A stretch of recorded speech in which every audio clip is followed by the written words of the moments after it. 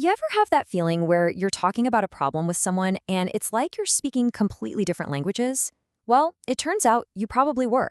Today, we're going to dive into this really cool model that breaks down the four basic ways we all process our experiences, especially our struggles. Let's get right into it. I mean, it's such a common feeling, right? You're trying so hard to explain what's going on inside, but the words just aren't working, or the person you're talking to just isn't getting it. The thing is, most of the time, this isn't because they don't care. It's a communication mismatch. It's a clash between our internal emotional languages.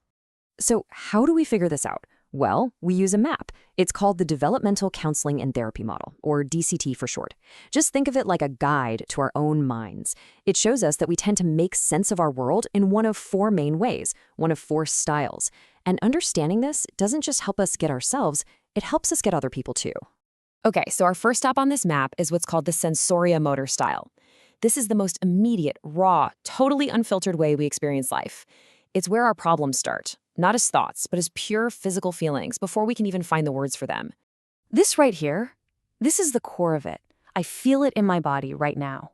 At this stage, emotion isn't some abstract idea. It's a physical thing. It's that lump in your throat, that pit in your stomach. It's happening to you right now, and it can feel totally overwhelming. So you can see the two sides of the coin here. On one side, you've got this super intense, raw physical expression of feeling, crying, shaking, the works. But the way through it isn't to try and figure out why. Nope. It's all about grounding that energy. Things like deep breathing or even just noticing your feet on the floor can help contain that huge experience and make it feel safer to just be with it. But, getting stuck here is really tough. It's like being caught in a hurricane without a compass. You can't tell a step-by-step story. You can't really reflect on why you feel this way. You're just in it. And the feelings are so big, there's just no room for any kind of perspective. All right, that brings us to our next stop on the map, the concrete style. This is where we start to take all that raw, chaotic feeling from style 1 and try to organize it into some kind of story. The language of the storyteller. The focus here shifts away from the raw physical feeling and onto the sequence of events. There's this deep human need to just lay out the facts. First this happened, and then she said this, and then I did that. This is how we start to get a handle on things. So in this style, it's all about the who, what, when, and where. A person can say, I feel sad, but they're not really digging into the deeper patterns yet. So the kind of support that helps here is super practical, like organizing a timeline of events, building concrete skills, or using simple tools to connect a situation to a specific action. Now, the big danger here, getting stuck on repeat. It's like a broken record. A person might tell the same story over and over and over again, focusing on all the external details and whose fault it was, but they never really connect to the emotion of it or find any deeper meaning. They know the story inside and out, but they can't see what the story is really about. Okay, so we've moved from feeling it to telling the story about it. Now we climb to a whole new level of understanding. This is the formal operational style, and it's where we stop just reading the story and start analyzing the script itself. And this is the big aha moment. It's that ability to step back from just one story and go, wait a second, I've been here before. This is a pattern. It's about recognizing those repeating themes in our lives and starting to reflect on our own part in them. So here, we see a huge shift into abstract thinking. Someone in this style doesn't just say, I felt invisible. They connect the dots. They say, I notice that I tend to make myself small whenever I feel criticized.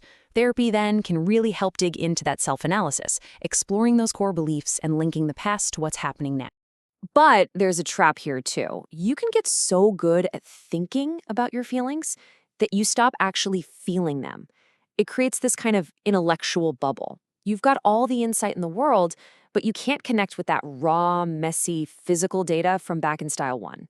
And that brings us to our final destination. We're zooming all the way out to the widest possible view on our map, the dialectic or systemic style.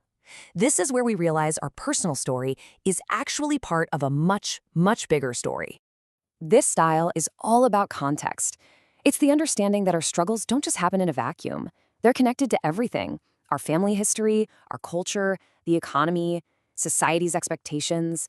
It's seeing that we are part of this huge, complex, interconnected web. So here, someone might start to see how societal pressures are contributing to their anxiety, or how trauma has been passed down through generations in their family. And the work gets bigger, too. It starts to look at family patterns, social justice, even community activism. Because hey, if the system is part of the problem, it's got to be part of the solution, too. But the challenge at this level is huge. You can become an expert critic of all the world's systems, but feel totally powerless to change your own day-to-day life. It's that classic analysis paralysis, right? You see the complexity of everything so clearly that you're frozen, unable to take simple, direct action. So after going through all four of these styles, you're probably thinking, okay, so which one is the best? And that's the thing. The goal isn't to climb a ladder to style 4 and just live there. The real skill, the real sign of health, is learning how to travel flexibly between all four of them. And this is really the art of it. A good guide, a good therapist, first just listens. They figure out which language you're speaking. Are you in that raw, bodily feeling of style 1 or the abstract analysis of style 3? First, they meet you there, in your world, speaking your language.